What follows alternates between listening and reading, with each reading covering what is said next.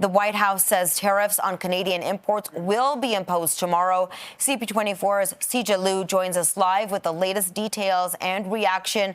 What do we need to know ahead of tomorrow, Sija? Hi, Arter. Well, there certainly isn't any more speculation. The White House press secretary Caroline Leavitt confirmed today that Trump will be imposing 25% tariffs on Canadian imports beginning tomorrow.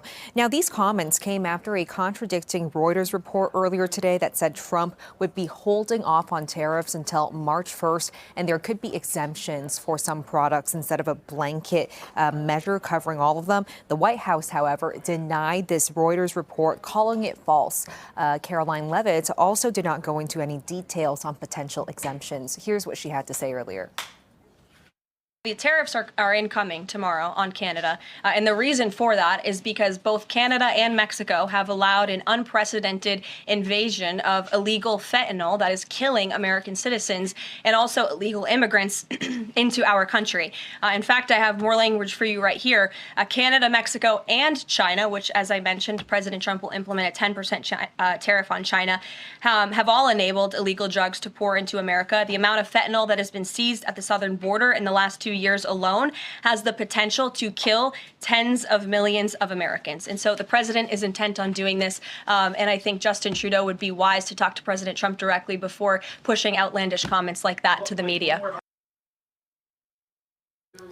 Now, Canada has been working with the U.S. to try to beef up border security. But with just hours to go until the tariffs kick in, Prime Minister Justin Trudeau says Canada will be ready with an immediate and forceful response. He was in Toronto today. Take a listen to what he had to say.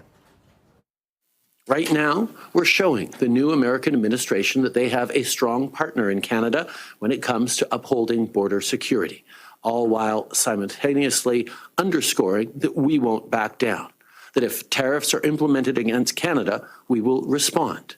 We won't relent until tariffs are removed, and of course, everything is on the table.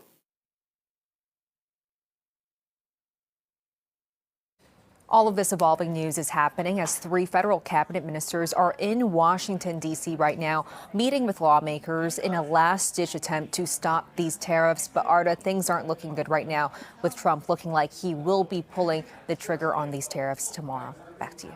Thank you so much for that, Sija. Of course, we'll be following it very closely. And for the impact these tariffs will have on Canadian businesses, we're joined by CP24's Melissa Duggan. Melissa, big or small, if you have a small business or a larger one, no one is exempt. Yeah, exactly. And, you know, we really don't understand right now exactly what the impacts are going to be. This is a new territory that we're charting right now. I really want to jump into it right away. Joining us live right now is Giles Gherson. He's the president and CEO of the Toronto Region Board of Trade. Thank you so much for being with us. Hi, Melissa. I'm so curious to pick your brain about this. First off, what is top of your mind when you're thinking about these tariffs? And if you could tell me the businesses, the sectors in our city that you expect to be hit the hardest. Well, in the first instance, this is a savage attack by the United States on Canada's economy and is completely unjustified. You just heard the White House press secretary talk about how Canada and Mexico have unleashed all this, tons of fentanyl on Americans. But then she cited Mexico. She cited that, that at the southern border, tens of millions of Americans have now been killed because of fentanyl. This tragic coming from Mexico. The truth is, Mexico seized at the southern border was 22,000 pounds of fentanyl last year. Seized at the Canadian border, 43 pounds. The conflation between what's happening on the southern border and the northern border is preposterous. Equally on trade, we're being accused of taking away American jobs, with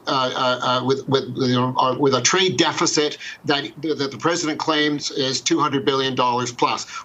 U.S. trade deficit with Canada. The truth of the matter is, apart from oil and gas, which fuels the American economy, which is responsible for tens of thousands of jobs and production in the U.S. economy, on manufactured products, we actually have had a trade deficit with the United States since 2007. And so, again, unlike Mexico, which has got a massive $130 billion a surplus with the United States. Again, we're conflating our deficit with the United States with their surplus and punishing us in exactly the same way. I might add, also strange is the fact that China is being hit with 10% tariffs.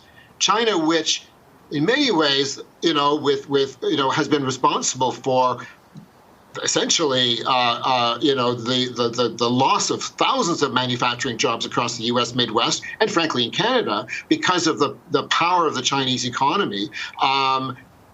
Unlike us. So again, the U.S. has a massive trade deficit with China on manufactured products, and yet on the other side of the coin, we do not. We have a trade deficit, not a surplus with the U.S. So this is completely unwarranted, and it's going to have a huge impact on our businesses, as Melissa, as you've said. And we've got to figure out a way to get out of. Sorry. I'd really like to zone in on the GTA. What kind of impact could we see here at home? Well, the GTA is a massive services and manufacturing economy, one of the largest in North America, depending very heavily on our trade with the United States. If you look at the auto sector, which is very large in the GTA and in the surrounding area, we know that an automobile assembled in Brampton, parts come back and forth from the United States back to Canada in the supply chain, but the finished product is going to be hit with a 25% tariff. You're not going to sell a single car from Brampton Assembly, a single vehicle, or from Windsor, or from Oakville, where Ford is producing F-150 trucks. So, or Oshawa, where Silverados are coming from. So. It's going to be devastating. Now, the question is, how are they going to hit Canadian vehicles with a 25% tariff when many of the parts are actually made in the USA? Yeah, obviously still a lot of questions that need answers. Listen, we're running out of time. I'm sorry we've got to cut this short, but thank you so much for being with us. That is Giles Gherson, the president and CEO of the Toronto Region Board of Trade. I appreciate you being with us tonight. Thanks, Melissa. Hear their concern, to say the least, from the local business community.